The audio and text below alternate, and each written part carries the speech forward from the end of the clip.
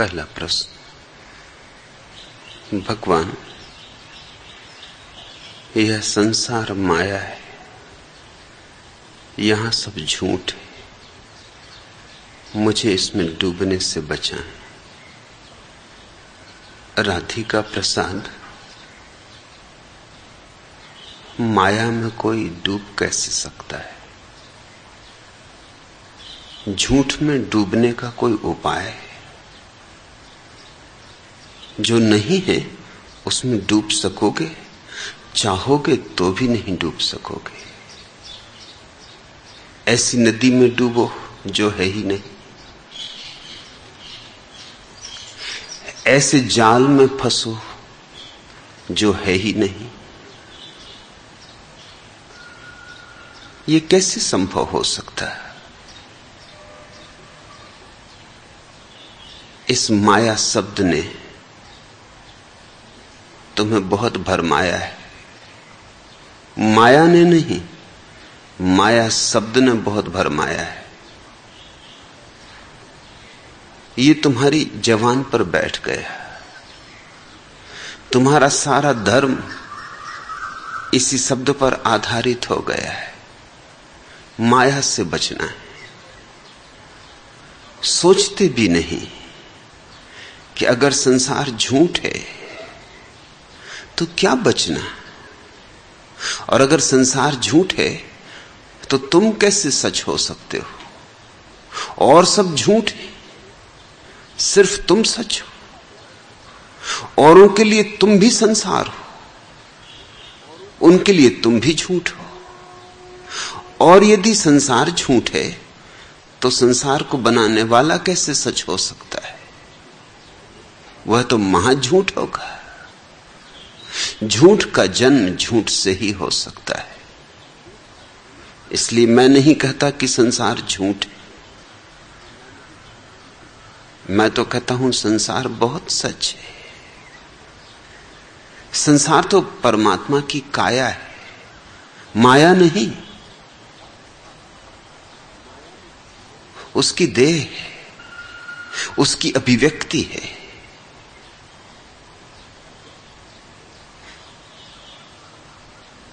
इस आकांक्षा में कि संसार से बचूं, तुम भगोड़े हो जाते हो और भागकर जाओगे कहां? जहां जाओगे वहीं संसार है।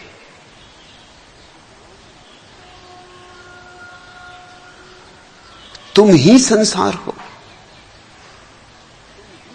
तो कम से कम तुम तो होगे ही जहां भी जाओगे। कुछ तो होगा ही। घर द्वार न होगा, आश्रम होगा, कुटी होगी, गुफा होगी। परिवार न होगा तो साधु साध्वी होंगे। मित्र परिजन न होंगे तो शिष्य शिष्याएं होंगी। भागोगे कहां? इसलिए कहता हूं जागो। यह संसार सत्य है। अगर कुछ असत्य है तो वह है तुम्हारा मन। मन माया है, संसार नहीं। मन कल्पनाओं के जाल बुनता है। संसार का पर्दा तो सच है, मन उस पर बड़े चित्र उभारता है, काल्पनिक, झूठे। जैसे रस्सी में कोई सांप देख ले, सांप झूठ होगा लेकिन रस्सी झूठ नहीं। ये मायावादी सदियों से ये उदाहरण देते रहे कि संसार ऐसा है जैसे रस्सी में कोई सांप देख ले। लेकिन उनसे कोई पूछे कि चलो सांप झूठ हुआ, मगर रस्सी का क्या? रस्सी तो है ना, और सांप का क्या कसूर है? सांप तो है ही नहीं। तुम्हें दिखाई पड़ा है, तुम्हारी नजर की भूल है। दृष्टि की भूल को रस्सी पे थोप रहे हो। अपनी भ्रांति को संसार पर फैला रहे हो। इसलिए मेरा जोर पलायन पर नहीं है, जागरण पर है। जागो, रस्सी से भागो मत। दिया जलाओ, अगर रोशनी की कमी है तो रोशनी जगाओ, ताकि रस्सी रस्सी है ऐसा दिखाई पड़ सके। जिस दिन तुमने देख लिया रस्सी रस्सी है, क्या तुम सोचते हो सांप मर गया, कि सांप कहीं चला गया? सांप तो था ही नहीं। क्या तुम सोचते हो तुम्हें जब सांप दिखाई पड़ रहा था तो रस्सी खो गई थी, सांप हो गया था? क्या तुम सोचते हो तुम्हारे दिखाई पड़ने से सांप तुम्हें काट लेता? अब कोई कहे कि मुझे मालूम है कि रस्सी सांप है, मगर मुझे बचाओ इस सांप से, तो क्या मतलब होगा? मतलब यही होगा कि उसे तो सांप ही दिखाई पड़ रहा है। ये तो वो उधार तोतों की तरह दोहरा रहा है कि सांप असत्य है, नहीं तो फिर बचाने की बात ही नहीं उठती। जो लोग मानते हैं कि संसार माया है, उनके लिए तो सन्यास की बात उठ ही नहीं सकती। त्याग किसका? जो नहीं है उसका। त्याग के लिए तो होना चाहिए, फिर तो भोग भी नहीं है और त्याग भी नहीं है। फिर तो तुम जहां हो जैसे हो ठीक हो, कुछ करने को बचता नहीं।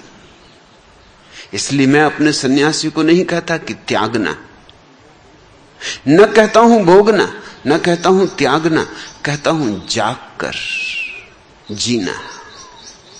संसार सत्य है, संसार परमात्मा की अनेक अनेक रूपों में अभिव्यक्ति है। वृक्षों में वही हरा है, फूलों में वही लाल है, सूरज की किरणों में वही स्वर्ण की तरह बरस रहा है। तुम्हारे भीतर वही चैतन्य की तरह विराजमान है। तुम्हारी देह में भी वही ठोस हुआ है। तुम्हारा बहिरंग भी वही है, तुम्हारा अंतरंग भी वही, तुम्हारा केंद्र भी वही, तुम्हारी परिधि भी वही। लेकिन हां, केंद्र और परिधि के बीच तुम्हें क्षमता है कल्पनाओं को खड़ा कर लेने की। तुम रस्सी में सांप देखने में समर्थ हो। तुम इससे उल्टा भी कर सकते हो, तुम सांप में रस्सी भी देख सकते हो। हालांकि वैसा उदाहरण कोई शास्त्र नहीं लेता, वैसा भी हो जाता है। सांप में भी रस्सी देख सकते हो, आखिर बाबा तुलसीदास ने देखी ही थी। चढ़ गए थे लटके हुए सांप को रस्सी समझ के, पत्नी से मिलने गए। आंखें भरी होंगी पत्नी से मिलने की कामना से, वासना से। होश न रहा होगा, बेहोश रहे होंगे, कुछ का कुछ दिखाई पड़ गया होगा। चढ़ गए सांप को पकड़ के, रस्सी मान ली।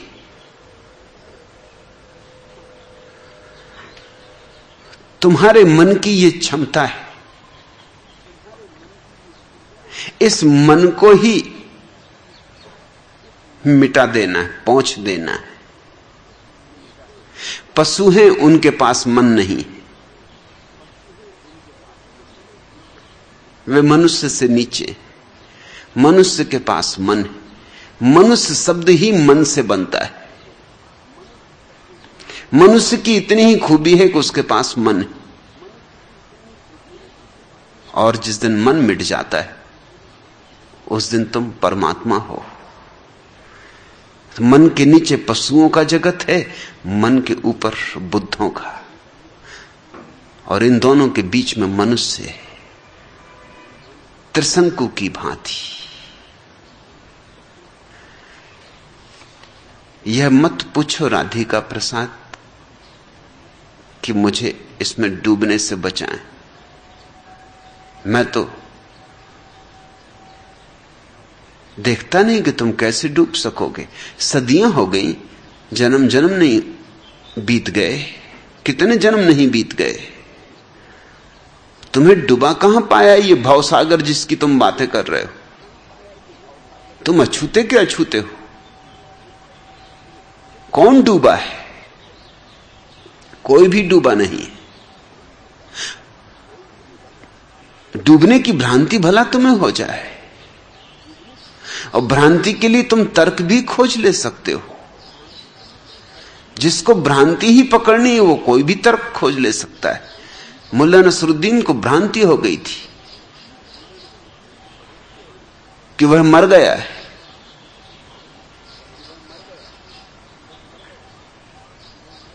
जहर खा लिया था। अब भारत में कोई शुद्ध जहर मिलता है? जहर भी खा लिया, मरा भी नहीं। इस जगत में माया हो या ना हो, मगर भारत में तो बड़ी माया है। यहां तो माया ही माया है।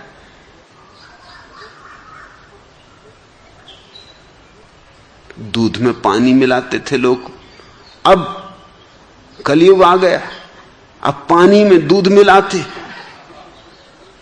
जहर में पता नहीं क्या मिलाते। जहर भी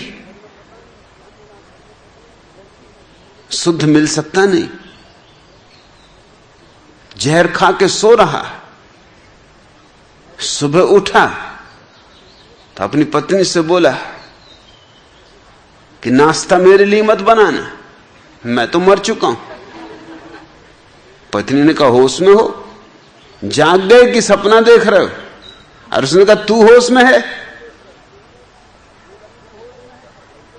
अगर नहीं मरा तो 5 रुपए बेकार गए। 5 रुपए का जहर खा गया हूं, मर चुका हूं। पहले तो समझा कि मजाक कर रहा है, लेकिन जब वो माने ही नहीं, भोजन न करे, नहाए नहीं, वो कहे कि नहाना क्या? जब मरी गए तो कौन नहाना? किसका नहाना? कैसा नहाना? भोजन न किया, नहाया नहीं, बिस्तर पे पड़ा, उठे नहीं। घर के लोग घबरा गए, कहा कि कुछ गड़बड़ हो गई, दिमाग में खराबी आ गई। मनोवैज्ञानिक के पास ले गए। मनोवैज्ञानिक ने भी बहुत समझाया कि भाई तुम जिंदा हो, भले चंगे हो, उठो, कुर्सी से चलो। उठ के चला तो कहा देखते नहीं चल रहे हो? उसने कहा कि भूत प्रेत भी चलते।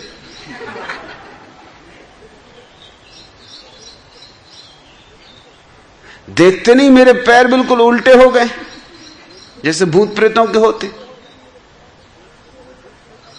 मनोवैज्ञानिक ने कहा यह आदमी ऐसे मानने वाला नहीं है, दलील पे दलील करे। अब जिंदा आदमी हो और अगर मरने की उसे भ्रांति हो जाए तो दलीलें तो देगा ही। उसने कहा एक काम कर, ये तू मानता है कि मुर्दा आदमी में से खून नहीं निकल सकता? उसने कहा मानता हूं कि मुर्दे में से खून नहीं निकल सकता, कभी नहीं निकल सकता।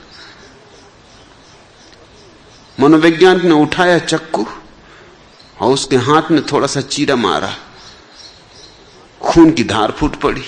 मनोवैज्ञानिक ने कहा आप क्या कहते हो? बड़े मियां आप क्या कहते हो? मुल्ला नसरुद्दीन खिलखिला के हंसा। उसने कहा कि इससे यही सिद्ध होता है कि मुर्दे से भी खून निकल सकता है। वो धारणा गलत थी, बदल दो सिद्धांत। वो जो लोग अब तक मानते रहे, बिना प्रयोग किए मानते रहे, किसी मूर्ख ने कभी चक्कू से काट कर देखा नहीं, मुर्दे से भी खून निकल सकता है, इससे ये सिद्ध हो गया। तुम जो चाहो मान लो, सारी बात मान्यता की है। और इसलिए बदलाहट मान्यता की करनी होती, स्थान नहीं बदलना होता, मनोस्थिति बदलनी होती। और लोग स्थान बदल रहे हैं। कोई चला हिमालय, कोई चला काशी, कोई चला काबा। स्थान बदल रहे हैं, परिस्थिति बदल रहे हैं। घर छोड़ दिया, बाजार छोड़ दिया, कहां जाओगे? जहां जाओगे मन तुम्हारे साथ होगा, वही मन जो बाजार में था। इसलिए तुम जहां रहोगे वहीं फिर बाजार बन जाएगा। तुम जहां बैठोगे वहीं फिर वही सिलसिला शुरू हो जाएगा, वही उपद्रव। बच ना सकोगे। ये तुम्हारे ऋषि मुनियों को सताने जो उर्वशियां और मेनकाएं उतरती, ये किसी आकाश से नहीं उतरती। ये ऋषि मुनि छोड़ आए अपने घर की मेनका को, लेकिन मन तो नहीं छोड़ सकते। मन नहीं छूटा तो मेनका कैसे छूटेगी? अब ये बैठे झाड़ के नीचे हिमालय में और मेनका इनके चारों तरफ नाचती। मेनका को पड़ी कुछ कि इनके चारों तरफ नाचे, कुछ उसे और भी काम होगा कि इन धुनी रमाए हुए, राख लपेटे हुए, भयानक दिखाई पड़ने वाले, जटाजूट बढ़ाए हुए इन ऋषि मुनियों को सताए। और ये कोई सताना हुआ? ये कोई दंड हुआ कि पुरस्कार? मगर नहीं, मेनका सताती, बड़े हाव भाव करती ऋषि मुनियों के पास आके। ये मेनका नहीं है, ये मन है। मनोवैज्ञानिक कहते हैं कि तुम जिस चीज की भी आकांक्षा करते हो, अगर 3 सप्ताह के लिए उस चीज से तुम्हें दूर रखा जाए तो तुम उसकी कल्पना करने लगोगे, सिर्फ 3 सप्ताह के भीतर। और कल्पना इतनी प्रगाढ़ हो जाएगी धीरे धीरे कि तुम्हें वो चीज दिखाई पड़ने लगेगी, होगी नहीं, दिखाई पड़ने लगेगी। भूखे आदमी को आकाश में चांद नहीं दिखाता, चपाती तैरती हुई दिखाई पड़ती। भूखे आदमी को चांद कहां? हां, प्रेमी को प्रेसी का मुखड़ा दिखाई पड़ता है। मजनू से पूछो, वो कहेगा लैला दिखाई पड़ती। सीरी से पूछो, वो कहेगी फरियाद दिखाई पड़ता है। किसी कंजूस से पूछो, वो कहेगा कि चांदी की तस्तरी दिखाई पड़ती। लोगों को अलग अलग चीजें दिखाई पड़ेंगी, चांद बेचारे का कोई कसूर नहीं, चांद का इसमें कुछ हाथ नहीं। तुम जो चाहो देखना वही दिखाई पड़ेगा। तुम्हें अपने मन के प्रतिबिंब दिखाई पड़ते।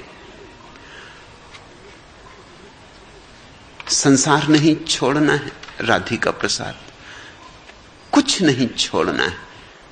मन से जागना है। मन नींद है और ध्यान जागरण है। नजर तुम्हारी जाली है, सिक्का तो टकसाली। इस सिक्के को गढ़ा प्रकृति ने है धरती की माटी से। इस सिक्के को गढ़ा पुरुष ने अपनी ही परिपाटी से। इस सिक्के पर अंक पड़े हैं स्वयं नियति के हाथों से। यह सिक्का तो चलता आया जन्म मरण की घाटी से। इसे बजाओ यह गाता है गीत खुशी के मातम के। इस सिक्के में दोष देखना केवल खाम ख्याली, सिक्का तो टकसाली। माल तुम्हारा खोटा है, यह गाहक तो बहुत खरा। यह गाहक मीठे बोलों पर मिश्री सा घुल जाता है। थोड़ी सी ममता पाने को निज सर्वस्व लुटाता है। जो छल कपट देखते हो तुम, वह तो सभी तुम्हारे हैं। इस गाहक का सच्चाई से जन्म जन्म का नाता है। अपने अंदर की करुणा को ला करके तो परखो तुम। इस गाहक का हाथ खुला है, इस गाहक का हृदय भरा। यह गाहक तो बहुत खरा। तुम आए हो नए नए, यह तो हाट पुरानी है। सोना चांदी हीरा मोती कितने इसमें चले गए। जीवन भर बटोरने वाले खाली हाथों चले गए। सुख दुख की यह हाट अनोखी, इसमें बिकता यश अपयश। पीने वाले सदा पुराने, देने वाले नित्य नए। तुम तो अपने में ही उलझे, आंख खोल के देखो तो। जो निज को जितना दे सकता वह उतना ही ज्ञानी है। यह तो हाट पुरानी। तुम कितने चालाक बनो, दुनिया भोली भाली।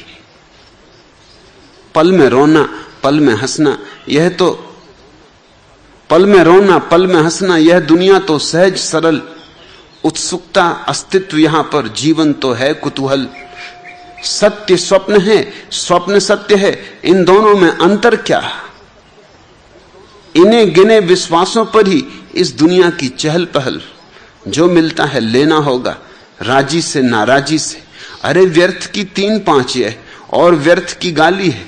दुनिया भोली भाली है, नजर तुम्हारी जाली है, सिक्का तो टकसाली है। नजर की भूल है, दृष्टि का दोष है। दृष्टि का रूपांतरण चाहिए और जैसे ही दृष्टि बदलती वैसे ही संसार बदल जाता है। संसार तो वैसा ही है, मगर तुम्हारी दृष्टि बदल जाती तो तुम्हें वैसा दिखाई पड़ने लगता है जैसा है। अभी वैसा दिखाई पड़ता है जैसा तुम चाहते हो। अभी तुम्हारी कल्पना आच्छादित हो जाती और तुम बड़ी जल्दी भूल में पड़ जाते हो। लोग सिनेमा गृह में बैठे तुम देखते हो, जानते हैं भली भांति कि पर्दा खाली। आए थे तो देखा था कि सफेद पर्दा है, कुछ भी नहीं है, कोरा है। फिर फिल्म चली, धूप छाया का खेल हुआ, रंगीन तस्वीरें उतरी और देखो लोग कैसे मोहित हो जाते। लोग रो लेते हैं, हंस लेते हैं, घबरा लेते, परेशान हो जाते, पीड़ित हो जाते और जानते हैं भली भांति, मगर भूल गए, विस्मरण हो गया। 1-2-3 घंटे के लिए सब भूल भाल गए। फिर जैसे ही प्रकाश होगा तब उन्हें याद आएगी कि अरे कुछ भी नहीं है। मगर फिर जाके बैठेंगे और फिर भूलेंगे। लोगों के रुमाल गीले हो जाते। अगर कोई दुखांत कथा है, कथानक है, तो आंखें उनकी आंसू टपकाती। अगर कोई सुखांत दृश्य आता है तो हंसी के फव्वारे छूट जाते। चाहे रोते आए हों, चाहे घर में मातम मना रहे हों, लेकिन भूल गए सब। आदमी अपने को भुलाने में बड़ा कुशल है। राधिका प्रसाद, माया का कोई कसूर नहीं।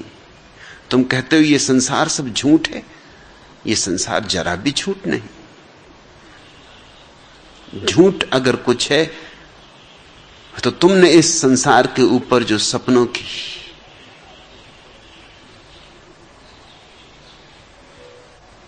कल्पनाओं की छाप डाल रखी।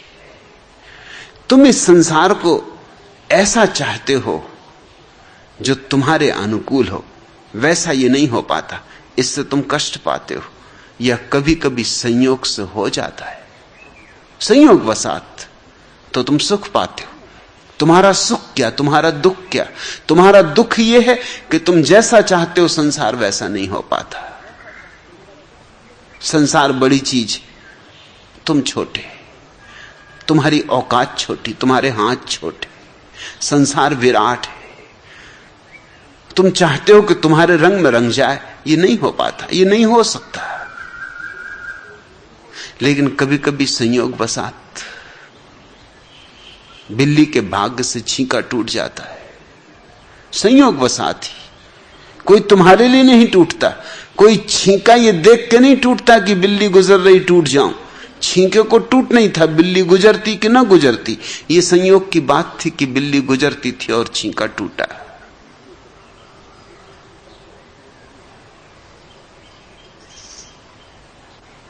बिल्ली सोचेगी कि मेरी प्रार्थनाएं सुन ली गई, कि मेरी प्रार्थनाएं देखो पूरी हो गई। बिल्ली कहेगी कि है भगवान, निश्चित है। मैंने जो पूजा की, जो सत्यनारायण की कथा पढ़ी, जो जप जी का पाठ किया, देखो पूरा हो गया। छींका टूटा। अरे कोशिश करते रहो, पुकारते रहो, पुकारते रहो, पुकार सुनी जाएगी। देर है, अंधेर नहीं। आज देख लो, प्रमाण मिल गया। कभी संयोग से जगत तुम्हारे अनुकूल पड़ जाता है, तब तुम्हें सुख मिलता है, और अधिकतर तो अनुकूल नहीं पड़ता। 100 में 99 मौकों पर तो अनुकूल नहीं पड़ता। छींके रोज नहीं टूटते, जब जब बिल्ली गुजरे तब तब नहीं टूटते। कभी कभार ये होता है। तो सुख कभी कभार, क्षणभंगुर, और दुख बहुत। इसी दुख से पीड़ित होकर तुम कहते हो कि संसार से मुझे बचा लो, डूबने से मुझे बचा लो। लेकिन मैं कैसे बचाऊंगा? तुम्हें संभलना होगा। गिरो तुम और बचाऊं मैं। और गिर रहे हो तुम ऐसी चीजों में जो तुम्हारी कल्पना के जाल है। सच्ची भी हो तो कोई बचा ले। तुम्हारी कल्पनाओं के जाल से तुम ही अपने को बचा सकते हो, और कोई भी नहीं बचा सकता, क्योंकि जाल ही कल्पना के हैं। तुम ही उनके निर्माता हो। तुम ही चाहो तो उनको वापस खींच लो। मकड़ी के जाल जैसे मकड़ी अपने भीतर से बुनती, ऐसे ही तुम भी अपने कल्पना के जाल अपने भीतर से बुनते हो। बस तुम्हारे लिए ही हैं वो।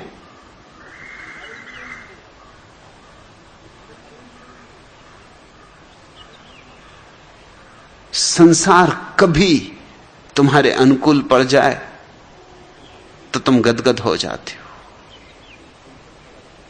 और अनुकूल अधिकतर नहीं पड़ेगा। इस सत्य को समझो। और इतने लोग हैं इस जगत में, सबके अनुकूल पड़े भी तो कैसे पड़े? सबकी आकांक्षाएं अलग हैं। कोई प्रार्थना करता आज पानी गिरा दो भगवान, क्योंकि मैंने बीज बोए। और कोई प्रार्थना करता आज पानी ना गिराना, धूप चाहिए, मैंने कपड़े रंगे और सुखा रहा हूं। अब परमात्मा क्या करे?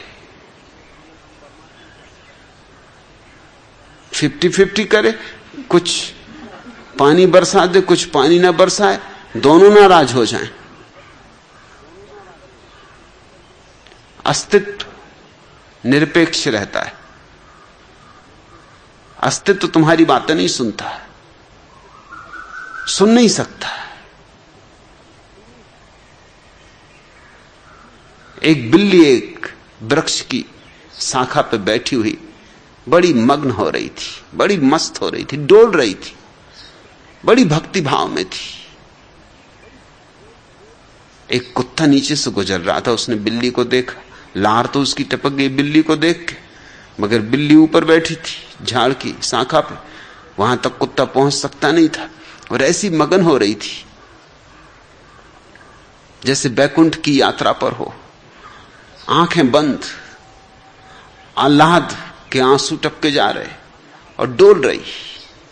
कुत्ता थोड़ी देर खड़ा रहा कि शायद ज्यादा डोले हो, गिर पड़े, मगर इतनी डोली भी नहीं कि गिर पड़े। कस के पकड़ी हुई थी शाखा को। आखिर कुत्ते ने कहा, बात क्या है, ऐसा क्या मजा आ रहा है?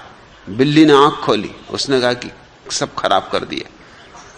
अरे मैं एक सपना देख रही थी कि आकाश से चूहों की वर्षा हो रही, मूसलाधार वर्षा हो रही, चूहे ही चूहे गिर रहे हैं।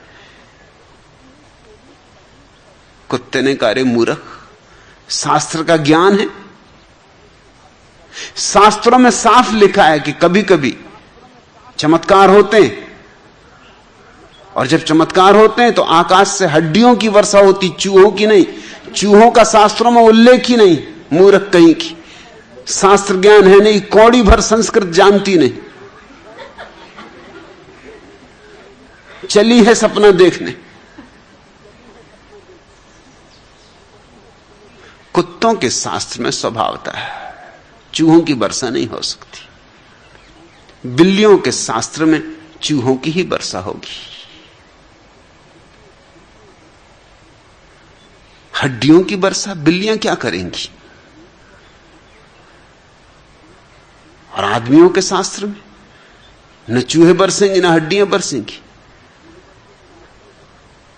आदमियों के शास्त्र में तो हीरे जवाहरात बरसेंगे, सोना चांदी बरसेगा।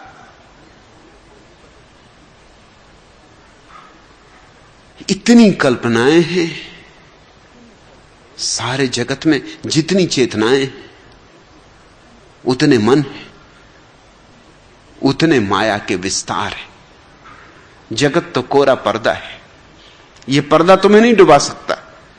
हां, तुम अपनी कल्पना में जितना चाहो डुबकी खाना, खाओ, मजे से खाओ, फिर भी डूबोगे, करोगे नहीं। ये ख्याल रखना, कोई कभी डूबा ही नहीं। मैं इस झंझट में भी नहीं पड़ूंगा, तुमको डूबता भी देखूं तो भी किनारे पे बैठा रहूंगा, तो भी दौड़ तुमको बचाने वाला नहीं, क्योंकि मैं जानता हूं कि नदी है ही नहीं, तुम सिर्फ खाम ख्याली में हो।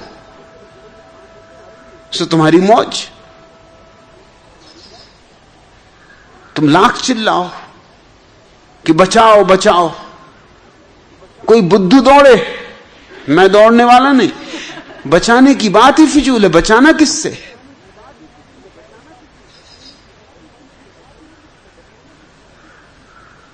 तुम्हें होश की जरूरत है, नदी वगैरह नहीं जो तुम्हें डुबा रही। लोग कहते हैं भवसागर में डूबे जा रहे हैं। लोग अपने सब दोष बाहर थोप देते हैं और सब दोष भीतर है। कहां का भवसागर, कहां की माया। मगर इससे राहत मिलती तो हम क्या करें? ये माया का जाल ऐसा है, हम करें भी तो क्या करें?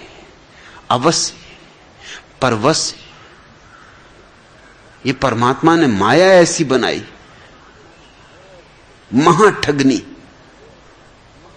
माया पे दोष दे रहे हैं, कहां माया है? कभी मिले हो माया से? कोई मिला है कभी माया से? लेकिन तुम्हारे महात्मा भी माया को गाली दे रहे हैं। सबको गाली देने के लिए कोई बहाना चाहिए, सबको गाली टांगने के लिए कोई खूंटी चाहिए।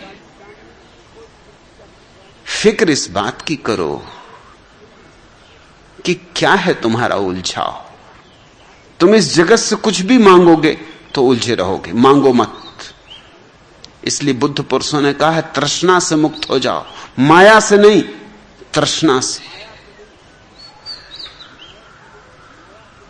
आकांक्षा से, वासना से।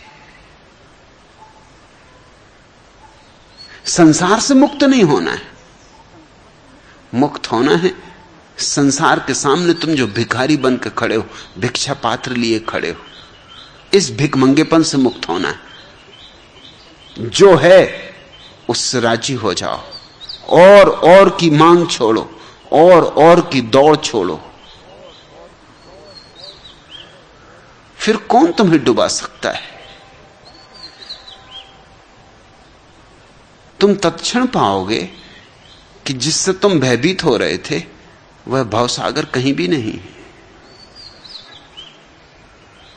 मृग मरीचिका थी। तुमने देखा जरूर था, जैसे कि रात के अंधेरे में लोग भूत प्रेत देख लेते, घबराहट हो, भय हो तो दिखाई पड़ जाते। तुम्हारे भय पे ही सब निर्भर है। जापान की प्रसिद्ध कहानी, एक आदमी की पत्नी मरी। पत्नियां पहली तो बात आसानी से मरती नहीं, अक्सर तो पतियों को मार के मरती। स्त्रियां ज्यादा जीती हैं, ये ख्याल रखना, 5 साल औसत ज्यादा जीती।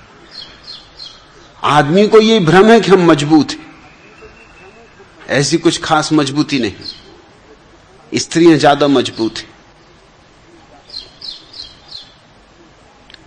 उनकी सहने की क्षमता, सहनशीलता आदमी से बहुत ज्यादा है। स्त्रियां कम बीमार पड़ती हैं, आदमी ज्यादा बीमार पड़ता है। स्त्रियां हर बीमारी को पार करके गुजर जाती, आदमी हर बीमारी में टूट जाता है, कोई भी बीमारी तोड़ देती है उसे। और सारी दुनिया में स्त्रियां 5 साल आदमियों से ज्यादा जीती औसत। और फिर आदमियों को और एक अहंकार है कि समान उम्र की स्त्री से विवाह नहीं करते। 25 साल का जवान हो तो उसे 20 साल की लड़की चाहिए, तो 5 साल का और फर्क हो गया। सो ये भैया 10 साल पहले मरेंगे, इसलिए दुनिया में तुम्हें विधवाएं बहुत दिखाई पड़ेंगी, विधुर इतने दिखाई नहीं पड़ेंगे। मगर कभी कभी चमत्कार भी होता ही है। वो स्त्री मर गई, मगर मरते मरते अपने पति को कह गई कि सुन लो, लफंगेबाजी नहीं चलेगी। पति ने कहा क्या मतलब? पति तो दिल ही दिल में खुश हो रहा था कि झंझट कटी। अभी 2 दिन पहले ही डॉक्टर ने उससे कहा था कि मैं बहुत दुखी हूं, लेकिन पत्नी 2 दिन से ज्यादा नहीं बचेगी। तो उसने डॉक्टर को कहा था नाहक दुखी ना हो।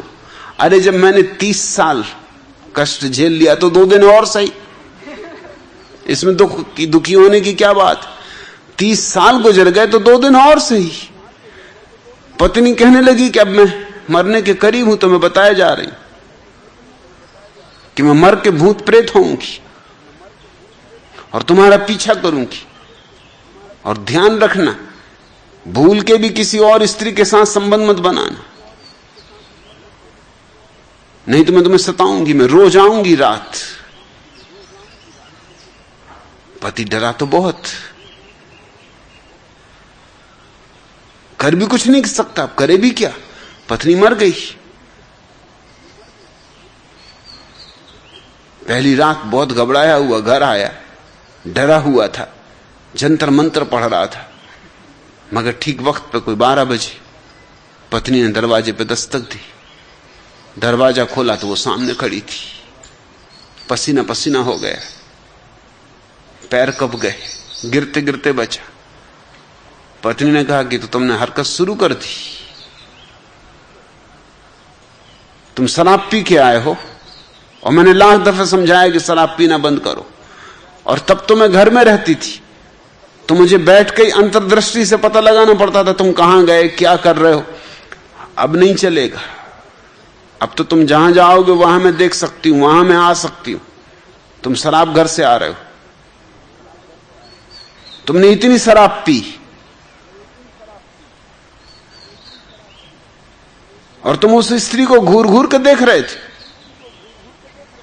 बात बिल्कुल सच थी, इतनी उसने शराब पी थी। और शराब पी के जब बाहर निकला था तो एक सुंदर स्त्री को घूर घूर के भी देखा था। और उसने कहा सावधान रहो, आज तो पहला दिन है, क्षमा कर देती हूं, कल से ख्याल रखना। उस आदमी की तो जान मुश्किल में पड़ गई। जिंदा थी वही बेहतर था, कुछ बहाने भी खोज लेता था, कह देता था दफ्तर में ज्यादा काम है। दफ्तर में काम ज्यादा निकलता, हर एक को ज्यादा निकलता। दफ्तर में दिन भर लोग काम करते ही नहीं और ज्यादा काम निकलता है, ओवर टाइम। दफ्तर से फोन करते हैं कि आज नहीं आ सकेंगे, आज बहुत काम है। घर से बचते हैं जितना बच सके, जमाने भर में भटकेंगे, घर भर नहीं आएंगे।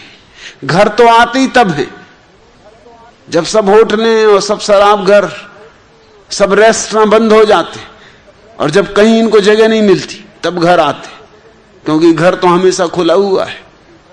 पत्नी बैठी होगी तैयार। अब तो इसकी बड़ी मुश्किल हो गई, कोई बहाना ना चले। जो भी बहाना लेके आए वो कहे कि तुम मुझे बना रहे हो, मैं वहां मौजूद थी, तुम दफ्तर गए, झूठ बोल रहे हो, तुम आज दिन भर दफ्तर नहीं गए, तुम कहां थे मुझे रत्ती रत्ती पता है। उस आदमी की तो हालत हड्डी हड्डी हो गई। या स्त्री क्या मरी, जिंदा थी वही अच्छा था। सोचता था कि मर जाएगी तो बड़ा सुख मिलेगा, ये तो महाकष्ट हो गया। किसी ने सुझाव दिया कि गांव में एक फकीर आया हुआ, तू उसके पास जा, शायद वो कुछ कर सके। फकीर के पास गया, फकीर को सारी बात बताई। फकीर ने कहा एक काम कर, मुट्ठी खोल। और फकीर ने मुट्ठी भरी, पास में ही चावल रखे थे, मुट्ठी भर के उसके हाथ में दे दी और कहा कि मुट्ठी बंद कर ले, अब खोलना मत, घर जा। और जब वो आए तो उससे कहना कि अगर तू सच में है तो मेरी मुट्ठी में कितने चावल हैं इनकी गिनती करके बता दे। उसने कहा कि वो बता देगी, वो एक एक चीज गिन के बता रही। कहां जाता हूं, किससे बात करता हूं, क्या कहता हूं, वो ये भी बताएगी कि अच्छा तो तुम उस फकीर के पास गए थे, वो फकीर मेरा बाल बांका नहीं कर सकता, वो कहेगी। उसने कहा वो सब कहे मगर ये चावल के दाने जब तक इनके ना बताए, कल तू मुझे आके खबर करना। वो घर गया, वो पत्नी मौजूद थी। उसने कहा तो गए थे उस फकीर के पास, वो क्या जानता है, उसकी हैसियत क्या है, इस ढंग के कपड़े पहने हुए था, ऐसे ऐसे मकान में बैठा हुआ था, पास में चावल रखे हुए थे, मुट्ठी भर के उसने तेरी मुट्ठी में चावल दिए और कहा है कि उससे कहना कि गिनती करके बता, बोल इसमें कुछ झूठ। तो घबरा गया। उसने कहा कि फकीर का भी कुछ बस चलेगा नहीं इस पर, ही तो इसको सब पता है। पर उसने कहा आखिरी कोशिश कर ही लो। उसने कहा कि हां ये सब ठीक है मगर चावल कितने, उनकी गिनती करके बता। जैसे उसने ये कहा वो स्त्री एकदम नदारत हो गई, वो चावल की गिनती ना कर सकी। चारों तरफ खोजा, घर भर में खोजा, चिल्लाता फिरा कि भाई कहां गई तू, चावल की गिनती बता। मगर कोई उत्तर नहीं, कोई पता नहीं। दूसरे दिन सुबह आया, फकीर से बोला कि चमत्कार कर दिया, ये चावल क्या है, गजब है, इनको मैं क्या सदा हाथ में ही रखे रहूं, रात भर इनको हाथ में ही रखे रहा, कपड़ा बांध लिया, क्या इनमें कोई चमत्कार है? उसने कहा कोई चमत्कार नहीं, जो बातें तू जानता है बस वही तेरी पत्नी कह सकती, जो तू ही नहीं जानता वो तेरी पत्नी नहीं कह सकती। वो पत्नी वगैरह कुछ नहीं है, कोई भूत प्रेत नहीं, तेरा मन है। तू इतना जानता था फकीर के यहां गया, वो कैसा बैठा था, उसने चावल भर के दिए, तेरे को भी पता नहीं कि संख्या कितनी। अगर तुझे पता होती तो उसको भी पता होती। वो है नहीं, वो कोई भी नहीं है, तेरे मन का ही फैलाव है। चावल वगैरह का कोई जादू नहीं। अब चावल में ना बंध, ला चावल वापस कर, चावल छोड़ दे वापस अपनी जगह जहां से उठाए थे। अगर तुझे चावलों की गिनती मालूम हो गई तो वो औरत तुझे फिर सताएगी, उसको भी मालूम हो जाएगी। वह स्त्री कुछ भी नहीं, तेरे मन का प्रतिफलन, तेरे मन का ही साकार रूप है। ऐसी ही राधिका रमन, राधिका प्रसाद तुम्हारी मन की ही सारी लीला है, कोई और लीला नहीं है। तुम्हारा ही सब खेल है, कोई और खेल नहीं है। माया से नहीं छूटना है, मन से छूटना है। और छूटने के लिए कहीं नहीं जाना, ध्यान में जागना है। मैं तुम्हें नहीं बचा सकता, और तुम ये आशा छोड़ दो कि कोई तुम्हें बचा सकेगा। इस आशा में ही तो तुम भटकते रहते हो कि कोई तुम्हें बचा लेगा, कोई उद्धारक मिल जाएगा। बस इसी आशा में तुम अपने को नहीं बचा पा रहे। यह आशा तुम्हारी टूट जानी चाहिए। कोई उद्धारक नहीं, प्रत्येक व्यक्ति अपना उद्धारक। बुद्ध ने कहा अपदीपो भव, अपने दिए खुद बनो, कोई दूसरा तुम्हारा दिया नहीं बन सकता। तुम्हारे पास आंख होंगी तो तुम देख सकोगे, और तुम्हारे पास कान होंगे तो तुम सुन सकोगे। ये भीतर की बात भी तुम्हारे पास ध्यान होगा तो ही घटित होगी। न तुम्हें जीसस बचा सकते हैं, न तुम्हें कृष्ण, न तुम्हें बुद्ध, न महावीर। लेकिन हम इतने बेईमान हैं कि हम अपने को बचा लेते हैं इनके बहाने, ये कहके कि बचाएंगे। ये लोग बैठे सोच रहे हैं कि कृष्ण का अवतार होगा और वो सबको बचाएंगे। जब धर्म की गिलानी हो जाती, और अब धर्म की गिलानी काफी हो गई, अब और क्या गिलानी होने में बची। संभवामी युगे युगे, अब आते ही होंगे, बस अब देर नहीं, आएंगे जल्दी और बचाएंगे। उपद्रव तुम करो और कृष्ण उसका फल भोगे, बचाएं वो। और बचा सकते होते तो तभी ने बचा लिया होता जब आए थे, तब क्या खाक बचा पाए, किसको बचा पाए, क्या बचा पाए? जीसस किसको बचा पाए? महावीर किसको बचा पाए? बुद्ध किसको बचा पाए? लेकिन हम बेईमान हैं।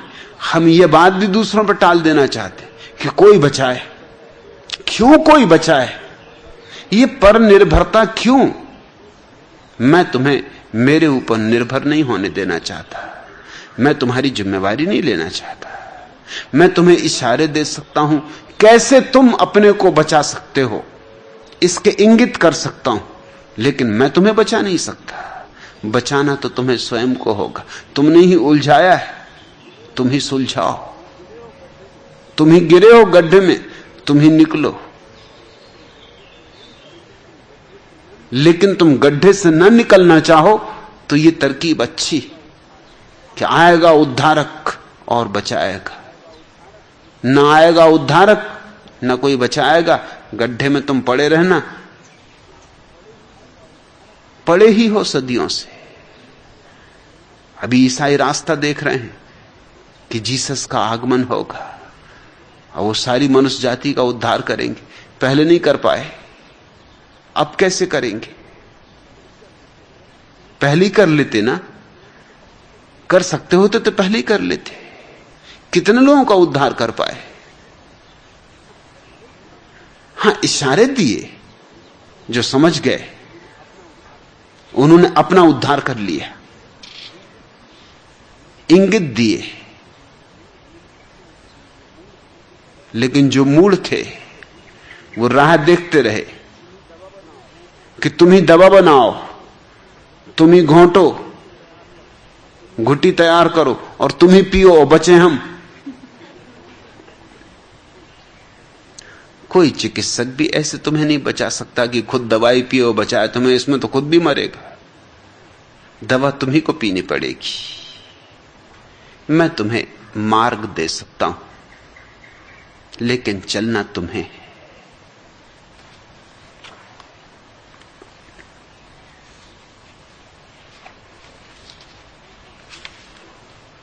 दूसरा प्रश्न, भगवान, मैं अज्ञान में बच्चे पैदा करता चला गया। 10 बच्चे हैं मेरे, अब क्या करूं? वीरचंद, अब तो बहुत देर हो चुकी, अब क्या करोगे? वीर आदमी हो, अब तो बढ़े चलो, चढ़े चलो, अब क्या रुकना? अरे जब मंजिल अब 2 ही कदम रह गई, अब हताश होते हो? वीरों के नाम को बदनाम करोगे? वीर पुरुष पीछे लौट के नहीं देखते, गिनती भी ना करो।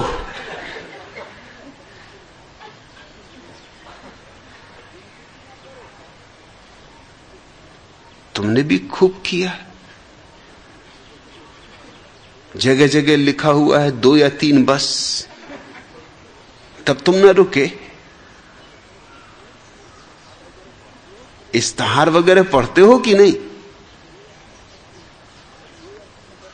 मगर 2 या 3 बस में शायद तुम पे प्रभाव नहीं पड़ा, क्योंकि उसमें तुक नहीं। तुमने सोचा 10 और बस।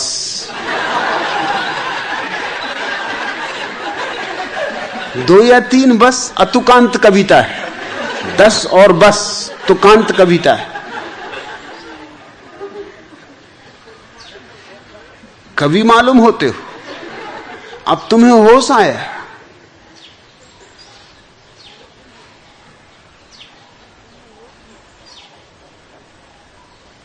लेकिन ऐसा मत करना। यही तो भारत का गौरव है। इस पुण्य भूमि में देवता जन्मने को तरसते। 10 देवताओं को तुमने जन्म दे दिया, और बाकी देवता भी और तरस रहे होंगे। उनका क्या होगा? देवताओं का भी तो कुछ ख्याल करो, उन पे भी तो कुछ दया रखो। एक धर्म सम्मेलन में मैं बोलने गया था, वहां करपात्री महाराज भी बोल रहे थे। वो समझा रहे थे लोगों को संतति नियमन के विपरीत विरोध में कि ऐसा कभी मत करना। क्योंकि पता नहीं कौन सी आत्मा पैदा होने को आतुर हो और तुम रुकावट डाल दो। कौन देवता तुम में पैदा होने को उत्सुक हो, क्या पता। रविंद्रनाथ उदाहरण के लिए वो कह रहे थे, अपने बाप की पहली संतान नहीं थे, बहुत से बच्चों के बाद पैदा हुए। अगर उसके पहले उन्होंने 2 या 3 बस कर दिया होता तो दुनिया रविंद्रनाथ से वंचित रह जाती। बात बड़ी पते की कह रहे थे।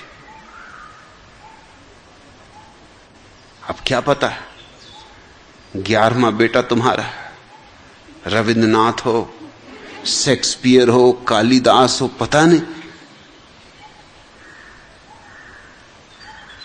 ये तो अज्ञात का खेल है और ये तो परमात्मा की लीला है। इसमें तुम कौन हो बीच में बाधा डालने वाले? जो उसकी मर्जी होने दो। इसी को तो समर्पण कहते हैं। तुम कहां संकल्प का अड़ंगा लगा रहे हो? परमात्मा कभी क्षमा ना करेगा अगर तुमने इस तरह के अड़ंगे डाले। उसकी मर्जी है कि हो बच्चे, नहीं होगी मर्जी तो नहीं होंगे। और जिनको नहीं देना है वो मर जाते हैं प्रार्थना कर करके, पूजा कर करके, मंदिरों जा जाके, कब्रों पे बैठ बैठ के, चढ़ावा चढ़ा चढ़ा के, मनोतियां मना मना के। जिनको नहीं देना उनको नहीं देता। तुम पे देना है, तुम पे खुश है, पिछले जन्मों का पुण्य कर्म है। आ रहे हैं देवी देवता, आने दो। मैंने सुना है जब पहली दफा चांद पर अमेरिकी यात्री पहुंचे तो बड़े हैरान हुए। वो अपना झंडा गाड़ी रहे थे, 15-20 बच्चे एकदम भागते हुए, और उनकी माता राम भी उनके पीछे और उनके पिता राम भी उनके पीछे आके खड़े हो गए भीड़ लगा के। वो तो बड़े दंग रह गए। वो तो सोच रहे थे कि हम ही पहली दफा चांद पे आए, इधर तो लोग पहले ही से मौजूद हैं। देखा तो हिंदुस्तानी थे। पूछा कि भाई आप कैसे आए? उन्होंने कहा हम तो पिकनिक मनाने ऋषि मुनियों के जमाने से आते रहे। चंद्र यात्रा कोई नई चीज, शास्त्रों में उल्लेख है, वर्णन। उनको तो भरोसे नहीं आया। उन्होंने कहा तुम आए कैसे? तुम्हारे पास साधन कहां है? रॉकेट कहां है? चंद्र की यात्रा करने के लिए तुम्हारे पास ऐसे विमान कहां? अरे उन्होंने कहा कहां के विमान, फजूल की बातों में पड़े हो। हम तो स्वदेशी चीजों में विश्वास करते। हम तो एक दूसरे के कंधे पर खड़े हो जाते। अरे चांद क्या, हम तारों पर पहुंच जाएं? इधर तो हम अक्सर आते।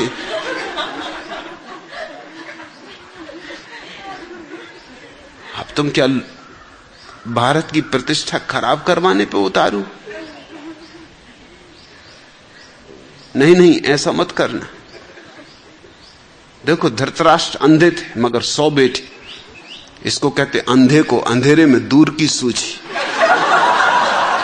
तुम तो आंख वाले हो वीरचंद, धृतराष्ट्र से मात खा जाओगे।